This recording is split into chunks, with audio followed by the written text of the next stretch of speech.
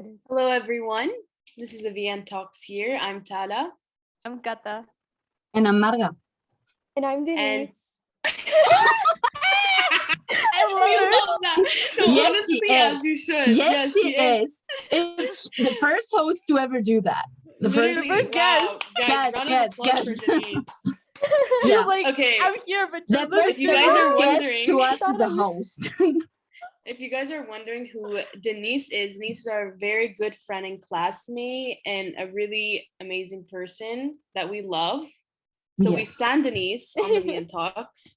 We do. And today we're going to kind of touch on the fashion industry, more specifically fast fashion, the environment, beauty standards, trends, and whatever. And I feel like Denise, me and you did a project on this in university, and you have a lot of knowledge on it.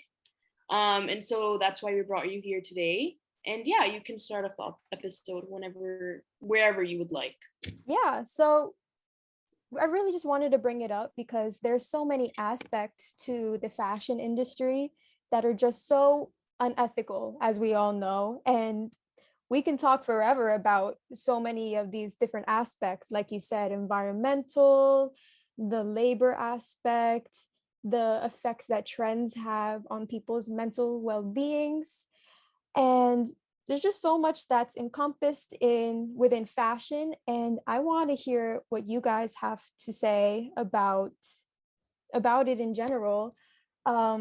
So if you don't mind, I think I want to throw out the first thing that's been on my mind, which is Go trends. ahead. Yes, trends, Go ahead.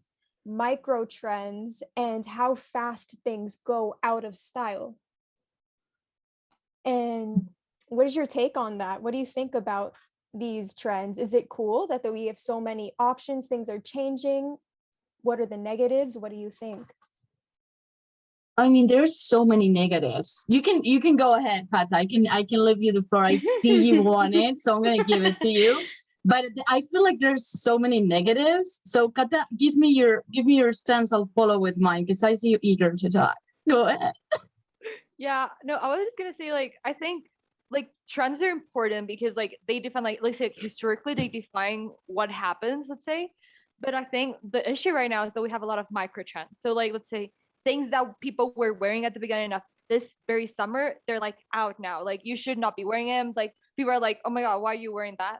And I think, well, like me, for like coming where somewhere where we don't have any seasons, like I think it's been really hard coming into like living in Europe, because I do feel this trends. Like while I'm here, like I see them like, oh, they're changing what they're wearing. But here, like literally, like this sweater, I've had it for like years now. I can wear it out, like, because like I can wear it, first of all, the whole year round, and I can wear it like years and years and years coming, because like the temperatures are not changing, people are not changing, and it's like it's lower fashion. It's just spinning up because of like globalization and stuff. But I think it's like, while I live in Europe, it's like really toxic. Like literally things that I was starting to like buy in like, I don't know, like when I got into Spain in January, I feel like I could not be wearing them in March, so like I think it's really toxic, first of all.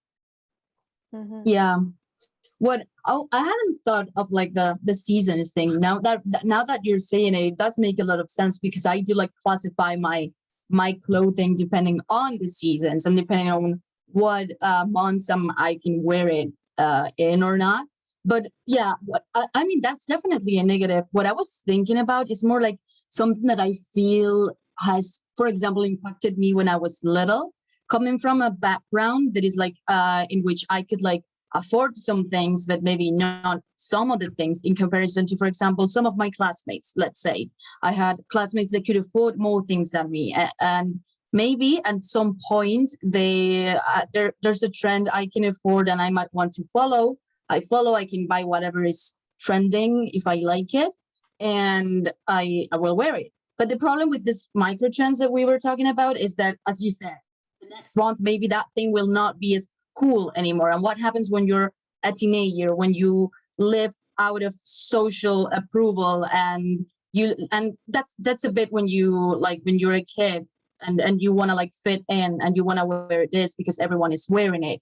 What happens when things just change so fast and you don't have like the economic capability to buy a new trend, buy a new set of clothes every month just because they're trending, then what do you do? And you as a teenager, you feel like you don't fit in. Like, I am not like the rest of teenagers. They can afford to just keep changing their wardrobe every time. So when you keep growing up, you realize how stupid that is and how unsustainable, and even how it is like an absolute consequence of the capitalist mindset of just buying and consuming and never stopping. And that's where trends kind of come from, and these micro trends that keep changing come from.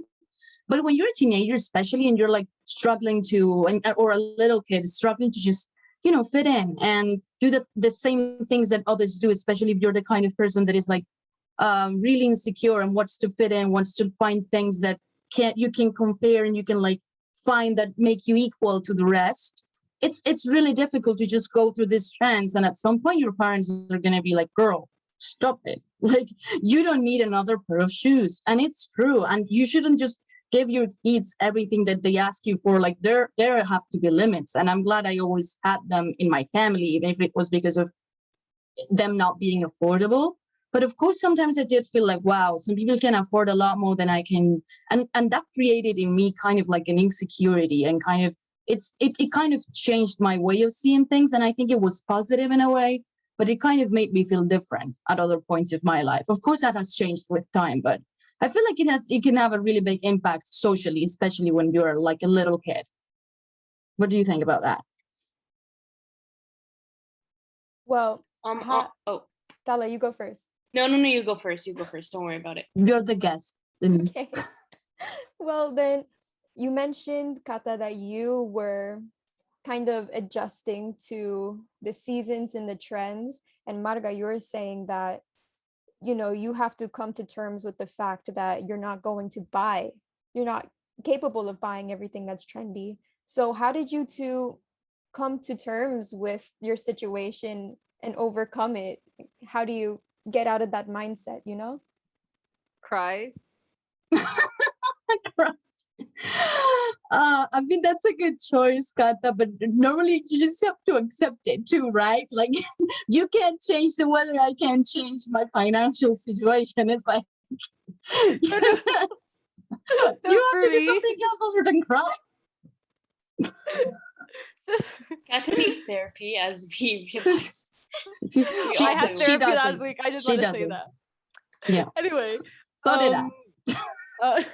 No, it's because of the passion. We need therapy. So at least for me, like, obviously it's been really hard adjusting, but I think it comes with like an understanding. Like, I always, like, I think I've said this to, like, I remember like a friend asked me for help in a project about fast fashion last semester, and I remember telling her like that whenever I buy clothes, I think of what I'm buying. Am I going to wear it for more than this year? Like, is it going to, like, I don't think about like the season. I think about like this year and probably the year coming. When am I going to wear it? Why am I going to wear it to buy it? So like, let's say if I buy a pair of jeans, I usually like do know that I'm going, like, I do like have to like the way they're fitting on me. I have to like, I have to think that they're going to go beyond the years. So let's say like if I buy like some mom jeans, I have to be like, okay, so I'm going to buy this mom jeans. Are they gonna be fitting on me for like probably the years coming? Additionally to that, am I going to feel comfortable if, I don't know, let's say the trends go to skinny jeans, me wearing mom jeans, I'm going to feel comfortable with that, because of course, like, I cannot be like blind to what's going outside and like how people are reacting to what I wear. So I think it's just like understanding and having like a lot of like self, like understanding and self-love. And I think something that's really complicated for me, like, it's just like when I buy clothes, I just like try to like buy like very small, like very important pieces. So like I think coming in the end, like coming to Europe, I just have like very, like, I don't have a lot of pieces. I have like not a lot of them. I just have, like, the ones that I have are the ones that I can like reuse and like, let's say, reuse and recycle, let's say. So I think that's that. And probably later on I wanted to say, put some notes on what Marga said about teenagers, but I think first, Marga, go with your answer. Yeah, I think my answer is going to be short because it's kind of similar to what you said, just with a different perspective. Just when it comes to what you can afford and what you cannot afford, it's also about choosing, kind of having to choose and saying, okay, if I can afford what I can afford, and I know this is what is sustainable to do, what is sustainable to buy for my family, or what I will like choose what I like. I will, that kind of will make me, even sometimes when you want to follow a trend, it will make you think, okay, do I actually like this enough? Do I actually want to buy this because it is a trend that I like, or just because it is a trend, period? And once it is not trendy anymore, will I want to wear it again? Because at the end of the day, maybe that's the thing you're gonna like be stuck with. That's gonna remain in your wardrobe. Are you ever gonna wear it again? You know, it's kind of also coming to terms with the situation you're in and saying, okay, let me choose what I actually like, even if it's a trend. Let me choose what I will keep wearing, as you said, even when it's not a trending, when it's not a trend anymore. So yeah, I think that's kind of the same thing, but just thinking in the long term instead of like with the seasons, with like the fact that maybe this is what you're gonna buy, and for the rest of the months, maybe that's what you're gonna be stuck with. So might as well like it and feel comfortable in it. And yeah, Tala, please stop. You really really looks like you need it. What? No, I was just going to say, I agree with you completely. Like, I remember the first time I experienced with trends, like, I didn't realize at that moment, but now with you saying all of this, it really came back. It all came back to me. Like, I remember I had a friend group in like the 8th grade, and my whole life kind of, I always wanted to fit in, to be accepted, and through fashion I had to prove that, you know. I remember in 2016 it was such a huge trend, sorry, someone's calling me, but yeah, it was such a huge trend where you would wear the superstar Adidas or whatever you I guys had call it. those. Oh my I had God. those. Dude, everyone got them, and I killed my mom by asking, like, constantly asking her, and she's like, okay, I'll get it, like, leave me alone, because I wanted it so bad, and I got it, and I thought I would feel like, oh, so good, and I did at that moment, but like no one cared. No one, So oh, you have basic. to, cool, like, you know, you have it. And I was like, what? Like, I thought I would like be more accepted that now that I get it. And especially with trends, like after that, I kept on trying to get the trends just to show kind of everyone, not only my friends, but just to show everyone that, oh yeah, I have these things. I have you know, I have money. I have things to fit in. Like, I'm cool, I'm trendy, I'm so amazing, just to like prove that I'm, you know, I have this thing, so I'm worthy now, you know. And it's so annoying and it's so sad, but now I feel like after experiencing all these things, if I see something, I'm gonna get it. If and I like it, I'm gonna get it. I don't care if it's a trend or if it's not a trend. Like, I feel like that's what matters, kind of. And it's just like so toxic, and oh, it kind of destroyed me. But yeah, that's all I wanted to say on that. Yeah. Yeah. I have a question for you, Denise. Oh my Like, goodness. how is it for you with like, obviously as a New Yorker, how is it like with all the trends in like fashion? Because like obviously like Yeah. New York is one of like, especially for street fashion, which is like I think what Mhm. we all like look forward to and like look out to. How is it like? How is it just? How is So, yeah, definitely in New York and America in general, you can't hide from the advertisements. I've noticed between Europe and here, everywhere there's a billboard, a giant sign, huge fashion advertisements. I mean, you go to Times Square, it's just a street full of advertisements. And when I first came here, it was a little suffocating almost, because it's like I'm being bombarded with this want to buy. Like, they really get you all these advertisements, and they, like Tala was saying, they try to prey off of young girls or young people who want that feeling of acceptance. Yeah. And when it comes to New York For sure. fashion, there's a lot of status quos to be meeting. The latest sneakers, especially the latest brands. That's what it's all about here. And it is tiring. And we like talk about how advertisers and corporations really prey on insecurities and Oh, all of for these little sure. things. Like, Yeah. I have some And really like, if good you don't friends. have it, you don't have style. Like, that's the Hmm. issue here. And I that thought destroyed me. Yeah. Exactly. Like I have good friends, they're studying advertising, and I don't have the heart to tell them, like, do you realize what the industry is doing to young people? What you're trying to do here? I think it's unethical. What do you guys think? Yeah. I mean, Uh, oh, Yeah. I absolutely. no, I feel As like it just all goes back, and it's so sad. It all goes back to money, and money equals power to a lot of people. So no one gives a shit that they're preying on young girls' insecurities, and that as long as they're buying them and they're getting profit out of that, that's what's important. They don't give two shits about people's feelings or whether it's ethical or not. You see the fast fashion industry, and you see how that's completely unethical, but do they care? They're getting money out of it. They don't care. It all goes back to money. It all goes back to power. It all goes back to wealth. Really, it doesn't matter about feelings of other people that could be you know identified as unethical. You know what I mean? Yeah. Yeah. For me, like it's really hard seeing it because like I do have a little sister. She's just turned 13.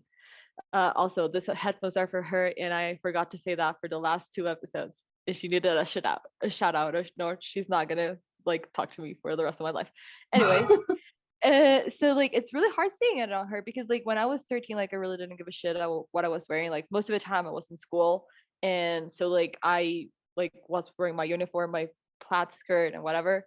And meanwhile, like for her, because of the pandemic as well, like she's wearing like normal clothes every single day, and like she's posting out on TikToks and stuff. So she's like comparing herself not only to her peers but also to other people, and she's seeing like what all these TikTokers, YouTubers, and whatever are wearing, and she's like, oh, I have to see it. I have to look that way. I have to like, even if she's a 13-year-old. And like one thing that I've seen a lot, and that I've seen like in like new fast fashion brands, like all the ones that we know, is that all the sizes are like, let's say an S is now not fitting a girl's, like a woman's S is for a girl, because now little girls like my sister are going to H&M or going to Zara to buy all this clothes that were meant to be for young adults or adults, or like late girls in their late teens. They're not being worn by little girls. So the fashion industry has to adjust to these trends.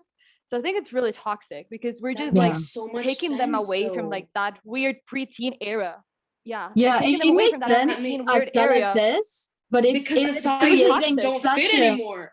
exactly, Uh-huh. but it's creating such, it's reinforcing such a toxic thing as it is that a girl that has always worn the same size just suddenly wears a total different one, and of course it's going to create her an insecurity, because we know how unfortunately people tend to value themselves right now many times to like depending on what they look like, what size they're wearing, and we know part of that is because of the beauty and fashion industries Industry. and the beauty standards that they've created, the girls that we are used to seeing on the front of magazines. So that's kind of, if suddenly you create kind of this world of value in which, yeah, this world in which value equals your size, value equals how you look, value equals just your appearance and your waist and how you look, and that's it. Then suddenly you change a girl's size, and then this girl starts thinking, oh my god, like where have I gone wrong, what have I done, have I like put on a lot of weight, and they see that as something bad, although it's not, and although maybe it hasn't even happened, but just the fashion industry changing that way, as if it was not already a problem in this sense, it makes it an even bigger one. So it's like Yeah, in every possible sense that's so toxic, in every possible sense. It's not yeah, and just even like about for trends. uh-huh. Yeah, and like for little girls, like they're now wearing this clothes. So like I'm not saying like you can obviously wear whatever you want, but they're just wearing clothes that are meant to be for older girls. So they're Mm-hmm. probably gonna be like they're preying on girls being more sexualized. And like it's really complicated because like of course like I want like my little sister to express herself however she wants and wear whatever she wants. But if she's like now trying to wear clothes, they're gonna be like more sexualized for more people that are older than her. Like I don't want her wearing that. I don't want her like being like preyed on when like it's her moment. Like she's just a little girl, she's just 13. And I think it's really complicated. And like let's say for her like whatever, like all the clothes I brought from home, like from Europe. She's like, oh my God, I want that. And I'm like, but the clothes that you have like here, they're also like good clothes. But she's like, no, because yours are like from Europe. And I'm like, girly, you can buy that in H&M here. I just bought it over there. Like, that's the only thing that's different. So Yeah. And on the matter of fast fashion, would you girls like to, kind of enter into the topic of what's behind fast fashion? Because I feel like this is also a big thing that we wanted to touch upon in here, like all that we know is going on behind. I mean, if this clothing that we're talking about from H&M or from any other of the shops out here is so cheap, it has a reason why it is so cheap. And I mean, we can start with whatever you guys want, but Denise, I'm gonna give you the floor, so maybe you can start with whatever that is behind this industry makes you like the most mad you can be. Yeah, the and maddest. it's crazy to see, even like sometimes it's not even that cheap though. Like that's what shocks me. Yeah. Like Zara, for example, is not cheap. Every time I go into Zara, I'm like, what the hell is this? Like, it's so expensive. For what? guys, Anyways, Yeah. Denise, for, take like, the floor. whenever I'm in Europe, it's cheap. But whenever I come here, like it H&M, I usually go to H&M. It's like so fucking expensive. Like I've bought, like I remember last like 2 summers ago, I bought a shirt. It was €1 while I was in France. It was like 30,000 pesos while I was here, and that 30,000 pesos like €2, it would be like €10, let's say, and a little bit less, a little bit more. So like it just makes no sense. Yeah. Okay, Denise. Yeah, Tala was mentioning that we did a project on the economics behind fast fashion and why it is so cheap. And I'm sure many of us know at this point that it is due to the unfair wages in these factories that are producing our clothes. And let's be honest here, clothing should not be €1. It shouldn't be that way. But we're just so used to cheap clothing, and the more that we're used to it, the more that we want clothing at that price point. I mean, would you be able to make a shirt for €10? Would you be willing to be paid €1 to make one shirt? No, nobody really is.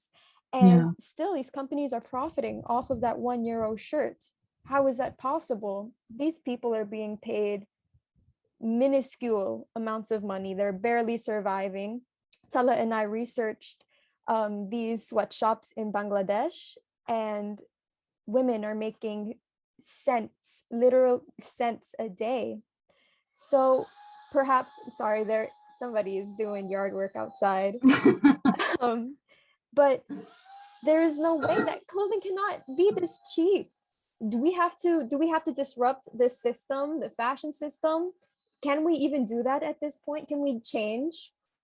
Yeah, because it's so embedded right now. Who would be willing to pay, a lot of more of money for for an item when we're so used to it being so cheap? Absolutely. And also, I understand that even some people feel like they might not be able to afford it because their salaries and their wages are also low in many countries, and they'll be like, how are we supposed to like afford this being more expensive? Look at our wages in the first place. It's all kind of like a vicious cycle. And it's difficult. You brought up a really good point. A lot of people say, well, I need fast fashion because it's all I can afford. Yeah. Now, of course, there's some people who deserve to buy clothing that they feel good in, and they deserve to afford it. But is everybody who is shopping consistently from fast fashion, are they really struggling financially? Oh no, absolutely honestly, not. But no, I don't agree. Yeah, I not agree everyone. Also, no. I don't think anyone is like. I don't think a lot of people are aware. Like the shoppers, and all of that. Like they don't think. A lot of them have no clue of what fast fashion is and what the industry does really. They think, oh, this is cheap. Like they have no idea. There are a lot of people that are unaware, uneducated, and there are like very few people that are actually, very educated and know everything about it. But it's very little. The percentage is very little. So I feel I think you're right when it comes to like maybe not being aware of it all, but I think most people know there's something going on. Like I understand maybe they're not aware of like the entirety of what is going on, not maybe everything, but who doesn't know about like forced labor and in behind the big fashion companies? I feel like that's kind of common knowledge. Maybe like not being aware of the details is of like the sweatshops, exactly what brands do what. Maybe of course they don't know that and they'll find something cheap and buy it. But of course, even when I buy something cheap, because I am no saint, I've done it as well. I know there might be something going on. I see how my shirt says made in Bangladesh, and I know there might be something going on. So it's like, of course, I understand not everyone is absolutely aware of everything, but doesn't everyone kind of have an idea on it? I feel like, of Yeah. course, we may not be all be really aware of absolutely everything, but we'll kind of smell there's something fishy. Yeah, like some behind. of us, yeah, but I feel like there are also people that genuinely have no clue. Like I think I mean, yeah, continue. no, I don't agree with that because like I feel that like at least like in my family when Sarah first arrived in Colombia, everyone was going to buy Sarah, but like I think 1-2 years afterwards, like no one was going there because the clothes were getting damaged really fast because clothes are meant to last long. And as I said before, here, if you buy something, you want to wear it for the rest of your life because that's how you can do it. So like I think, and that like that's when like at least in my family the conversation about fast fashion, not even I knew about fast fashion started because it was like they're selling clothes that are not meant to last. So then it's like, so even if you're not thinking about like all the hard work in Bangladesh, you can start thinking about the ecologic factors. You can start thinking about how these clothes like are meant for like 1-2 washes and then they're out. So I think like probably you don't know the specifics, but you know something about fast fashion. I think like at least for like what I know, my experience. Yeah, that's Yeah, great I mean, that oh sorry, please. sorry. No, you I continue. was gonna You say that continue. it's great that your culture values keeping clothing and making it last, because especially in cities, big cities, international cities where fashion is huge, they don't care. Like as Marga was saying, we're not all saints. We know where some of our items are coming from, and some people just really don't care about where their items are Yeah, coming that is from. true. Yeah, that is How do very you true. change that? Can you do anything about that? I mean, I feel like people, it's like, how do I explain this? I kind of psychoanalyze this, but basically, people try to care of what's happening, like, oh, human rights, oh, this is unethical, whatever. But if it doesn't affect them directly, they're not gonna really do. Like a lot of people are like this. Human nature is inherently selfish. We are all kind of selfish in the end, and I feel like everyone kind of looks out for themselves, and a lot of people really like, yeah, it sucks, yeah, it's unethical, but what are we gonna do about it? And it's just like, I like this shirt, I'm gonna buy it regardless of what's happening.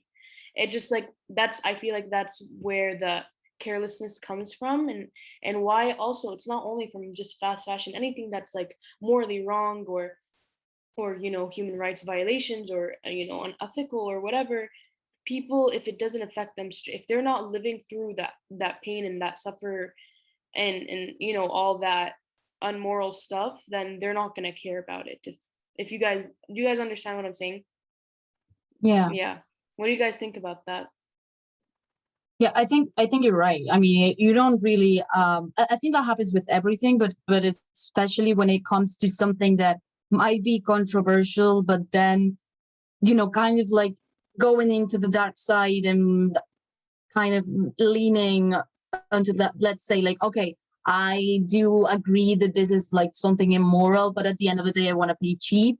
I do agree, but when you kind of lean towards that but, and it's because although you do accept something is immoral, as you said, if it doesn't like directly affect you, you kind of tend to, although you do understand there's something going on, you kind of tend to just see the positives and be like, understand me, like, yes, I get it, this is immoral, but try to see it from my point of view. Of course, if you were on the other side and you were the one whose rights were being violated, you would be the one who would fairly say, try to see it from my point of view.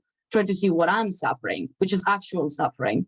But of course, when it doesn't affect you directly, it's like you don't really know what is going on, and you don't really know how it feels until suddenly like hits home, like it hits near you and you're the one suffering, or someone you love is the one suffering. And I feel like that happens with everything, and we're not really aware of things in general until sometimes we are, and sometimes we are educated on things that, even if they don't affect us directly. But I feel like there are many things that we should be educated about, and there are many things that we should know about and we don't.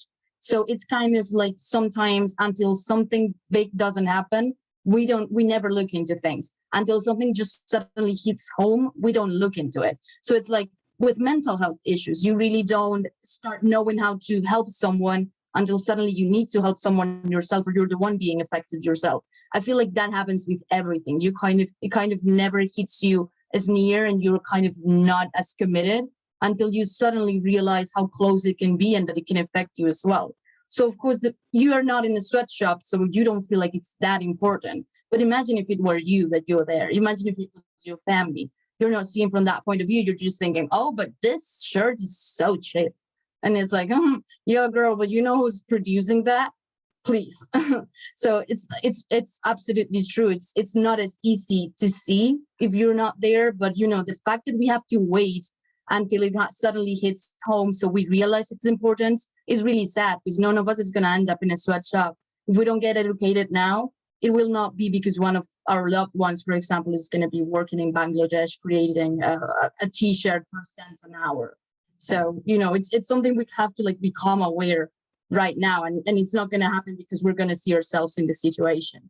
But I do get what you're saying a lot. And you mentioned, we're not really seeing the change. We're not seeing these effects on the people. Yeah. But could we also remind people that we are seeing changes? I mean, not just in the workers, the sweatshops, but it's the environment too. Like these fabrics, they're made from petroleum, plastics, like polyester. Climate change is very real. Oh yeah, for sure. We Yeah, see for that sure. happening. And these fabrics that basically are made of plastics, they don't biodegrade. These textile and plastics industry are one of the worst polluters on the planet. And we're seeing that is so clear. So if people, maybe your listeners, if you can't see the sweatshop workers, take a look outside. Take a look at how the average temperature is going up a whole degree, Yeah. And if you say you don't see it, it's not that you don't see it. It's that you're choosing to ignore it. Yeah, for sure. Yeah. Absolutely. Like people just choose to ignore because it's just more of a hassle and more exhausting to take care of it than just like, oh, whatever, it's happening anyways. Like it's I don't know why people don't care. Like it's just a whole debate. It's a whole thing. So I mean, topic. It's because we're all consumers and we want things, but how would you suggest that you overcome this urge to buy these cheap products? I mean, we've all been there. We all like to buy nice things. I mean, honestly, I thrift a lot. Like I got this t-shirt from like a thrift store. It's so basic. It was 1 JD. I feel like if we put out a lot of thrift stores that aren't really expensive, that are kind of cheap, and not only thrift stores, just any other store that isn't a part of the fast fashion industry, I feel like that's a good step. But I feel like with companies like Zara and H&M, they're so big and they have so many nice stuff, people can't resist. Like I have to have this, So it's an issue, and I don't know what to say about it, honestly. Like I was gonna say, sorry. No, sorry. I was just gonna say something on thrifting and going to like the shops. So like I do love them. I literally while I was in France, all I went to was literally Kila shop, which is my new love in life. But the thing about it, and while I've been researching, and I'm for some reason I'm on fashion TikTok, so I just see all this stuff all day long. So one thing that they were saying, I think was really interesting that I never thought of, is that in order for this low fashion to work, there needs to be fast fashion. Because if you see, like, whenever you go to, like, let's say for thrifting, or whenever I went to Kilo shop, like, all the clothes that were there, and like that's why slow fashion is not sustainable. It's because like all the clothes that were there, they were once were by Zara, there were once in H&M, there were once in Bershka. They're like all the new clothes that you're seeing there, you're not seeing like high-end like brands that are gonna be there. So like, the thing for like slow fashion to work, there needs to be fast fashion, and it really sucks because like then you're just like the thing that you're doing is that you're just waiting for someone that will pay first 20 euros for that jean. So then for later to like ditch it, which is worse, so you can go buy it again. And obviously I'm not saying that like slow fashion is bad. I'm not saying like you should really go thrifting. Like it's honestly super fun and like it does help a lot. The thing is that like slow fashion and like going to thrift shops is not the only resource that we can start using. Oh yeah, for sure. Because in the end it's not going to be sustainable. No, yes, Yeah. I know. And like also like I know like I don't remember the name of the stores, but like I know like Goodwill and like other stores like around the world, they're meant actually for people that are in need, that need clothes. But the thing is that as more people are going to all the thrift shops, the thing is that they're just raising up the prices, so people that actually now need clothes are not being able to afford this clothes, not even from thrift shops. So it's just like a big mess that we're creating.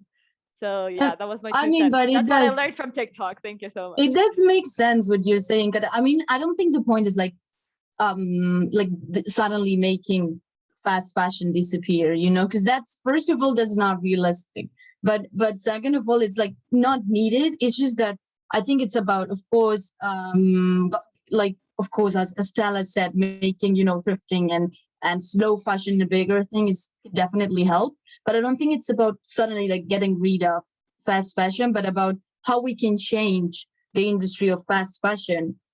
That is like where the actual dilemma is, you know, Oh because yeah. how do you make fashion that is, you know, fast fashion, but without all this what we know, bad things we know fast fashion has? Like, how can you make it sustainable at the same time it's affordable, at the same time it's fairly produced, so the people who are making it are being paid enough, the environment is not being damaged, everyone can afford it because they have you know, fair wages themselves, so they can then afford clothing that are produced by people who have fair wages as well. It's like really difficult to get everything in one, like everything to be there, everything to be ethical, and at the same time giving companies the chance to make money. Because of course, if companies don't make money, if they don't make profits, let's be realistic, then we're not going to keep producing. They have the right to make money at the end of the day.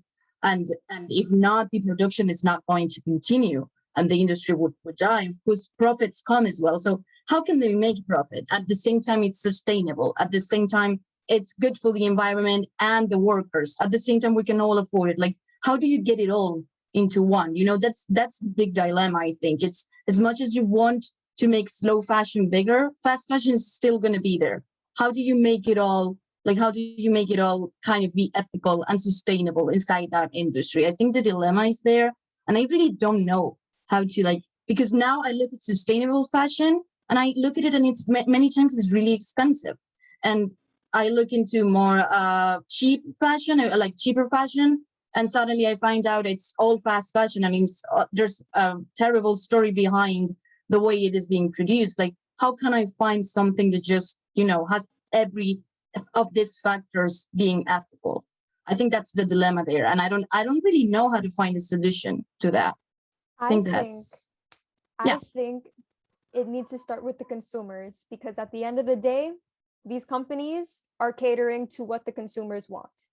And us as consumers, we need to normalize consuming less and being willing to pay more for quality products. And it's hard to get started on that because, you know, thrifting's available and all of that. We still want our cheap products that we're used to, but we really need to start adjusting to these new purchasing habits. Because if companies start to see that these consumers, us, want quality pieces and we're willing to spend more to keep these quality pieces for a long time, maybe things will start to change. I mean, I think it all starts with us, but other than that, Absolutely. these companies are not going to do anything to change because, as we already mentioned, they don't care. They Yeah, just don't. they're there for the profit. Absolutely. Yeah. Cata, I can hear you. Can you listen to me now? Yes. Okay. So I think this is really something really interesting that we can lead and link into something as well from this fashion industry, and it's like high end brands. So most, not all of them, of the high end brands are like trying to be more sustainable and trying to like link, and they usually like only make clothes for like when you're going to go buy them, let's say. So all this like really expensive clothes that like literally I would have to sell a kidney even for like wallet. So like I think, but like I think this leads us to like a really interesting conversation because there's a lot of toxicity. These are all the fashion and like fashion like runways that we can start talking about, that we're gonna like, that we see like all this beauty standards that have been like marked and engraved in like our brains, come also from this now ethical, like now the best side of fashion, let's say. It's also one side that's like giving a lot of toxicity out. So I don't know what you think about it. What do you mean with the about the high? What is the ethics part of high end fashion? Is it Because the thing about high end fashion, so like I've researched about this as well, is that like high end fashion, different from like fast fashion, they're only going for like very small seasons. They don't have all those micro seasons that we were talking about before with like fast fashion. They just have like winter and spring and autumn and fall, autumn and winter. So they just have 2 seasons a year, and the things that they're producing, they're only producing very limited pieces, and they're like being hand sewed, and the people like, for you to work in these ateliers, like you really have to like you're actually like have to be really good at your job and like actually like be paid enough for that. So like it's more ethical than, let's say, like fast fashion. However, like it's also bringing a lot to the table, like all these models, like all those different like, oh, you only have to like, I know for example like some brands that they say like, oh, we cannot employ Latinos because like Latinos are like Africans, they're going to like make our brand look as if it was not worthy enough, or so like stuff like that. So I think like, what are your points of like high end or like the beauty standards of the fashion industry? That's what I was asking. yeah, socially it's problematic. There's problematic aspects to it. But as you were saying, the process of making clothes and the fact that making clothes is an art, I think that that is something that should be um, more common in our minds. Like making clothes is a process, it's an art, it's a skill. Our clothes need to be made with care so that they can last long. And I love that fashion houses prioritize this, but at the same time, they focus on exclusivity because they are a famous fashion house. And their ways of showing this exclusivity by having a particular standard is problematic. But I do think that that's changing now. As we said before, us, the consumers, the people who are consuming these trends, we're having a change in mindset because we want to see Latinas, we want to see people of color, people of all sizes representing exclusiveness, representing what's luxurious and what's fine, because that's what we want. And I do think that fashion is starting to pick up on that. What do you guys think? I completely agree with you. Literally, like I feel like with beauty stand, it kind of always it goes back at the beginning where companies like this, they prey on young girls and their insecurities mostly, and I feel like it really has impacted a lot of young girls throughout across the world, because first of all, they're not seeing representation, they're not seeing girls that look like them. And if you don't have the same body, if you're overweight or you're not skinny, then oh my god, you have the wrong body, you're not beautiful, you're not considered beautiful, you're considered ugly.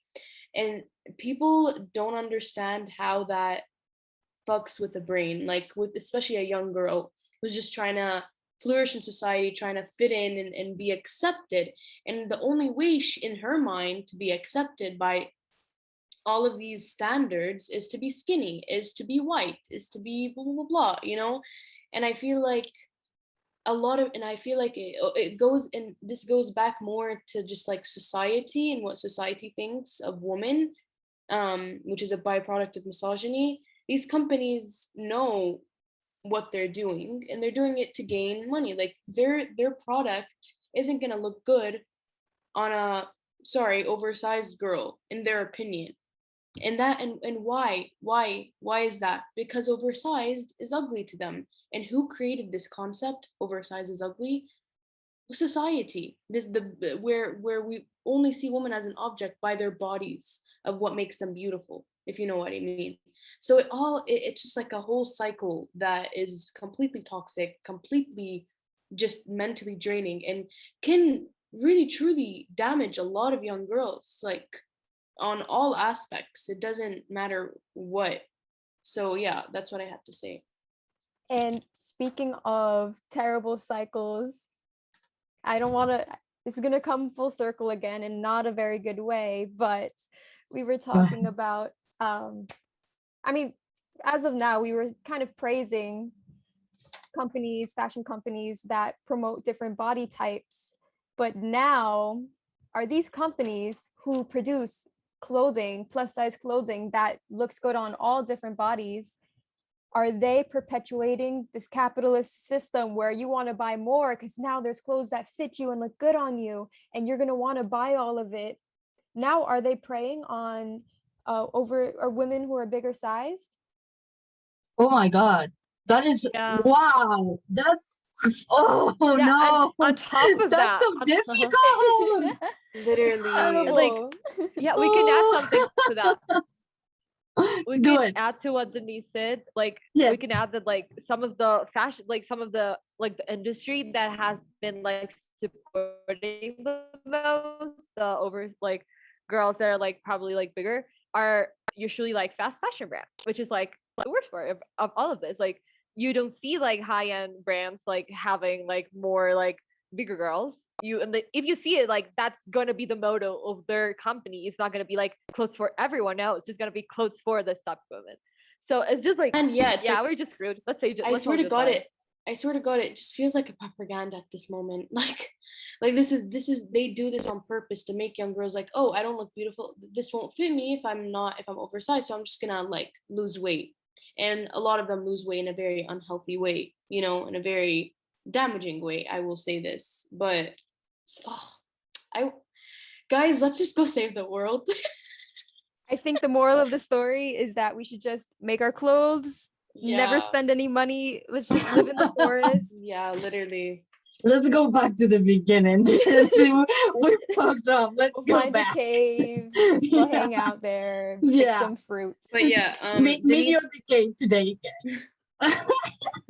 Any last words that you have to say that you want to put out there? Because I feel like this was a great way to end this episode. Really, I feel like we're all very passionate and we all had things to say. Yeah. But do you wanna just put anything out there before we end this episode? Denise, give us a final statement. Yeah, final statement. Yeah, from the queen. You deserve it. You deserve it. How do you feel coming to the show that you watch every single week? Are you very starstruck? By the way, Denise is very loyal. This is the most loyal person out there. I am a loyal listener. Yes, you are. Back on our topic, I think that all of us here on the VN Talks and those listening, just do your best to think about what you're purchasing, buy less, and all of your actions have consequences, and be mindful in what you buy. And I think if you just put your mind into your actions more, you'll start to see the benefits, and you'll feel better about yourself. And hopefully, if we all do that, we will get to a better place, you know? Yeah, for sure. I mean, exactly. It all starts with a small change, even if it's just baby steps, guys. Yeah. Baby steps. Exactly. Steps. First the VM talks, then the rest will continue. The Will world. this Mhm. will Then be future this is the trend. politicians. Yeah, exactly. This will We be the all study trend. IR. Exactly. We're gonna Period. set the trend. We're gonna be sustainable is the new trendy, guys. Sustainable is the new. Hopefully, it's not just a trend. But yeah, the Sustainable. rule. The real. You know what we mean? Yeah. Just sustainable is the new. That's gonna be sustainable is the new. Sustainable is You new, can imagine. period. Sustainable is in, guys. Period. At home, you can imagine what's the ending. Yeah, Period. sustainable is forever. Yeah, that makes sense. Beautiful. Anyways, thank you so much, Denise, for being Thank here. This was you. such a great episode. I feel like it was so organized, all because of you. What? Stop. You guys made the points. I just No, but talked. like truly, you were prepared. We love that you were prepared. You're so like it just Girlie we was love the taking dedication. notes. What a You're literally queen. taking notes. Literally taking notes. I felt like we were in a class again. I was getting deja vu. I was like, Rolf, Stop. where are you? Oh my god. Anyways, thank you so much, Denise, for Thank being here. you. We love you. We love you so Thanks, much. you guys. It's so great being on here. And Course, thank anytime. you. Yes, of course. If you want to guest in another episode, be my guest. You honestly. wanna be the host every episode? You come in. Yeah, come in. If we want to take a break, we just put Denise in. Literally. If one There of we us has go. a bad day in filming, we just take Denise in. I'd We're like, be no, you down. suck. Denise is your time to shine. Here we go. Maybe for future episodes when you're at school, you guys could all record together. And it For doesn't have sure. to be I think just that's Yeah. Zoom. probably the plan. We'll That's the see plan. how it goes. Let's see how Yeah. this See how it goes. goes. Weeks. Guys, keep an eye out. Be in We're talks. almost Yeah. 10 weeks. Talks is coming places, guys. Coming to a town near It's coming you. to a place. Coming to the a best- place. Coming to the best town near you, Segovia. Just Segovia. Madrid, That's so nah, good. that's too much. No. Priorities. Oh, that's so funny. Okay. Anyways, Thank thank you you. guys for listening. If you want to contact us on our socials, you can do that. And we'll see you Yeah. next episode. That's Bye. exciting, Tala. I know, right? Bye.